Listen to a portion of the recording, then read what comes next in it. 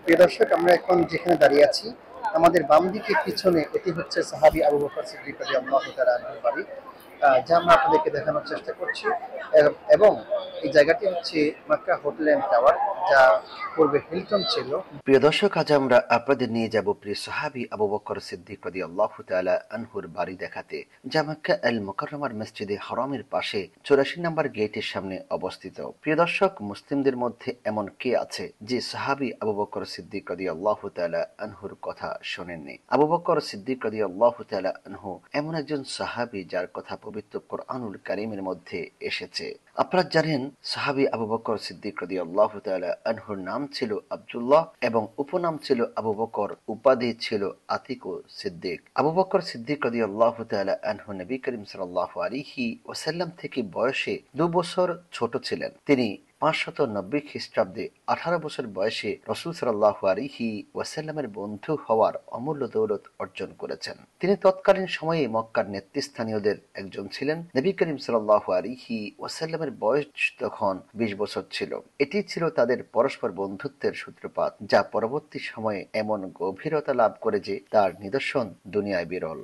তিনি 18 বছর বয়স থেকে 61 বছর পর্যন্ত জীবনের এই 43টি বছর রাসূল সাল্লাল্লাহু আলাইহি ওয়াসাল্লামের নবুয়তের স্বাদ ও সৌন্দর্য খুব কাছ থেকে দেখার সৌভাগ্য লাভ করেছিলেন। নবী করিম সাল্লাল্লাহু আলাইহি ওয়াসাল্লাম কর্তৃক নবুয়তের ঘোষণার পর খাদিজা রাদিয়াল্লাহু তাআলা আনহা ছাড়া যিনি সর্বপ্রথম রাসূল সাল্লাল্লাহু আলাইহি ওয়াসাল্লামের ডাকে সাড়া দিয়েছিলেন, তিনি ছিলেন আবু বকর সিদ্দিক রাদিয়াল্লাহু তাআলা আনহু। রাসূল সাল্লাল্লাহু আলাইহি ওয়াসাল্লাম ইরশাদ করেন, আবু বকরের সমান এমন কোনো ব্যক্তি নেই যে ইসলামের দাওয়াত পাওয়ার সঙ্গে সঙ্গেই কোনো রকম যাচাই বাছাই বা যুক্তিতর্কের পিছনে না পড়ে নিশ্চিন্তে ইসলাম ধর্ম গ্রহণ করেছেন। ইসলামী সেবায় তার অবদান। পুরুষদের মধ্যে তিনি সর্বপ্রথম ইসলাম ধর্ম গ্রহণ করেছিলেন। তিনি সর্বপ্রথম কোরআন সংকলন করেছেন এবং বাইতুল মাল বা রাষ্ট্রীয় কোষাগার স্থাপন করেছিলেন। হাদিস শরীফে এসেছে, আমার উম্মতের মধ্যে আবু বকর সবার আগে জান্নাতে প্রবেশ করবে। প্রিয় দর্শক, আপনারা জানেন রাসূল সাল্লাল্লাহু আলাইহি ওয়াসাল্লাম একটি হাদিসের মধ্যে দুনিয়ার মধ্যে থাকা অবস্থায় 10 জন সাহাবীকে জান্নাতের সুসংবাদ দিয়েছিলেন, যাকে আমরা আশারে মুবাশশারা বলে চিনে থাকি। তার মধ্যে সেই হাদিসের মধ্যে রাসূল সাল্লাল্লাহু আলাইহি ওয়াসাল্লাম সর্বপ্রথম আবু বকর সিদ্দিক রাদিয়াল্লাহু তাআলা আনহুর নামটি ঘোষণা করেছেন। তিনি বলেছেন, আবু বকরিন ফিল জান্নাহ ওয়া উমারু ফিল জান্নাহ ওয়া উসমানু ফিল জান্নাহ ওয়া আলীউন ফিল জান্নাহ। আমার আবু বকর জান্নাতে যাবে, ওমর জান্নাতে যাবে, উসমান জান্নাতে যাবে, আলী জান্নাতে যাবে। এইভাবে রাসূল সাল্লাল্লাহু আলাইহি ওয়াসাল্লাম 10 জন সাহাবীর নাম ঘোষণা করেছেন।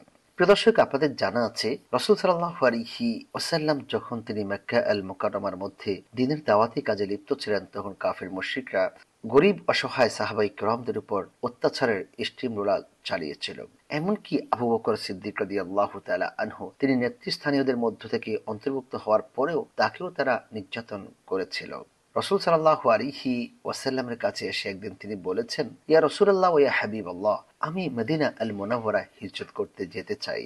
তখন আবু বকর সিদ্দিক রাদিয়াল্লাহু তাআলা আনহুকে সরাসরি অনুমতি না দিয়ে তিনি বলেছিলেন, আবু বকর, একটু অপেক্ষা করো, তোমার হিজরত হবে আল্লাহ সুবহানাহু ওয়া তাআলার একজন নেক বান্দার সঙ্গে। সেই সময় আবু বকর সিদ্দিক রাদিয়াল্লাহু তাআলা আনহু বুঝতে পেরেছেন তার হিজরত হবে রাসূল সাল্লাল্লাহু আলাইহি ওয়াসাল্লামের সঙ্গে, এবং সেই দিন থেকে তিনি অপেক্ষমান ছিলেন।